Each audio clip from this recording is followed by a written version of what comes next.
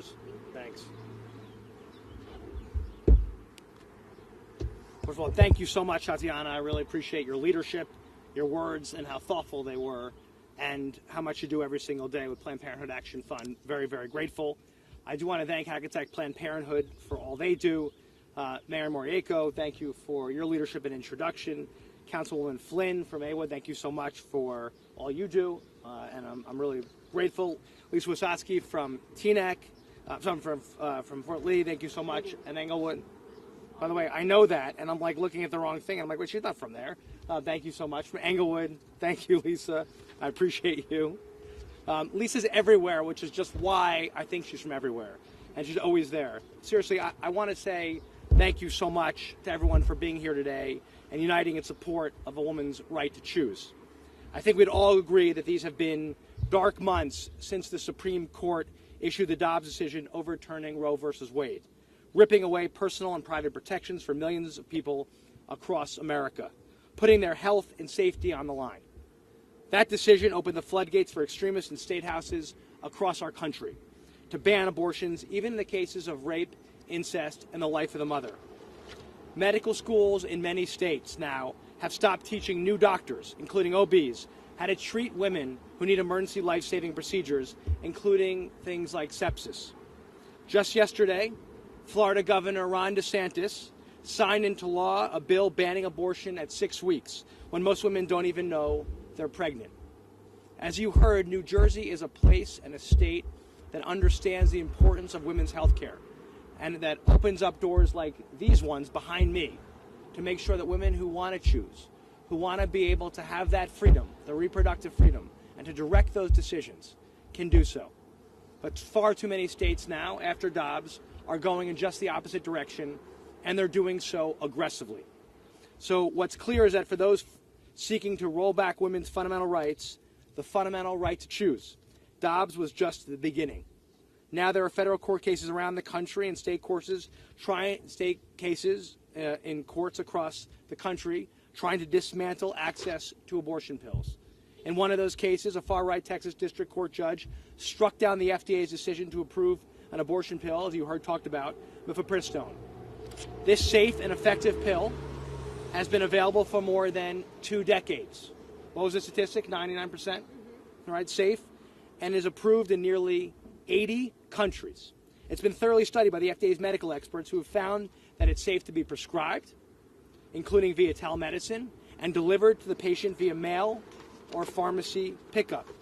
Again, telemedicine being key in that prescription process. But this judge has substituted his judgment for that of a medical expert and invalidated an FDA approval that has been on the books for more than 20 years.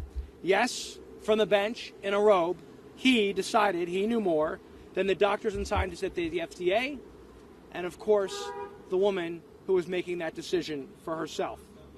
This drug, like all others that are approved by the FDA, went through thorough, rigorous, and time-tested process in 2000, and it was proved to be completely safe. We also know the FDA was right because this has been used for 20 years and proven safe. So of all the drugs approved by the FDA, what was different suddenly about this one that this judge in a robe decided that he knew best? Well, rather than trust science and doctors, far-right extremists continue to insert themselves into women's personal and private medical decisions by any means necessary. The threat remains, and restrictions in many parts of our country are preventing full access to this safe and effective pill, not to mention reproductive services and women's health care. This ruling has put millions of women's health at risk. And let's be clear, without access to safe and legal reproductive health care, women will lose their lives. This decision cannot and must not stand. I want to be clear. I will oppose any attempt by those sitting on a bench or sitting in Washington who want to roll back the clock on the right to choose and stand between a woman, her doctor, and her faith when making a personal health care decision. That's why today, along with Congresswoman Jasmine Crockett of Texas and Congresswoman Angie Craig of Minnesota, I'm proudly leading and introducing new legislation in the United States Congress, the Freedom to Decide Act, backing doctor-prescribed access to the abortion pill, or Mifepristone, and supporting telemedicine with doctors from across state lines so doctors can provide the abortion pill wherever women in need of health care live in our country, the greatest country in the world. Telemedicine is becoming a critical way for women across the country to access abortion services, as you heard. The Freedom to Decide Act affirms what we all know. Access to Mifepristone does not violate federal law, and that it is essential to protecting the fundamental right for all women to make personal, private health care decisions about their own body, lives, and futures.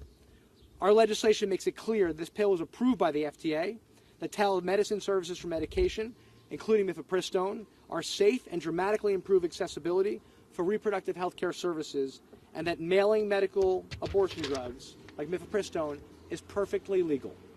I'm very proud that our legislation has the backing and support of leading organizations in our country, including Planned Parenthood, who we're lucky to have here today, as well as NARAL Pro-Choice America, the National Women's Law Center, and the Center for Reproductive Rights.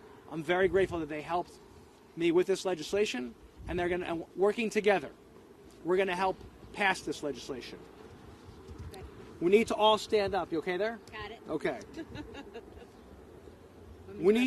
We need to all stand up and stand together against Dobbs and the actions of courts and state houses across the country. Their actions represent an unwarranted breach of personal privacy, as I said, that puts people's lives at risk. All you need to know is open your history books and read about what life was like before women and reproductive health in our country, before Roe. The countless lives lost every single year. And you'll understand why the federal court's decision was so egregious. The fear that was instilled back then in women, forcing them into dark corners, is unacceptable, and we simply cannot afford to go back. And as I said, it's not just the ruling in Texas that is hurting women post-Roe. We're watching in real time the widespread consequence of those who've declared war on choice, a war on women's health care, and a war on personal privacy and on faith.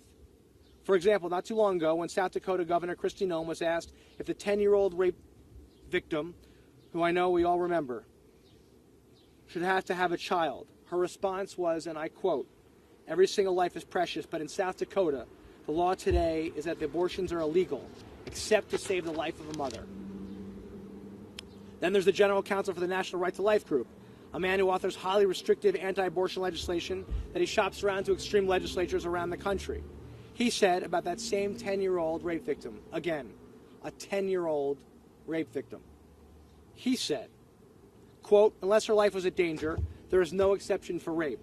And we, quote, we would hope that she would understand the reason and ultimately the benefit of having the child." These words about a victimized child, I think, left all of us speechless. And I simply can't understand. They speak as if the laws and their words have hypothetical consequences, but these are real-world consequences on real people, including a 10-year-old girl, a rape victim. But that's how they feel. We must take action to more broadly protect a woman's right to choose on every front, including against legislative threats to in vitro fertilization, known as IVF, to protect women's data and privacy on reproductive health apps, and finally to fully codify Roe into federal law. We cannot and must not allow states across the country to do what they're doing right now to women. Our legislation, which I will work over time to help pass in the House and the Senate, will help make sure that women and all of their health care decisions are theirs. We will codify Roe into federal law and prohibit interferences to abortion across state lines. And we've supported other legislation, and we will continue to fight for those. And we'll fight those on the far right who are trying to block these bills from passage. We will never back down in the face of extremism. It's times like these that remind us just how much our voices matter. And again, I want to thank everyone for being here today.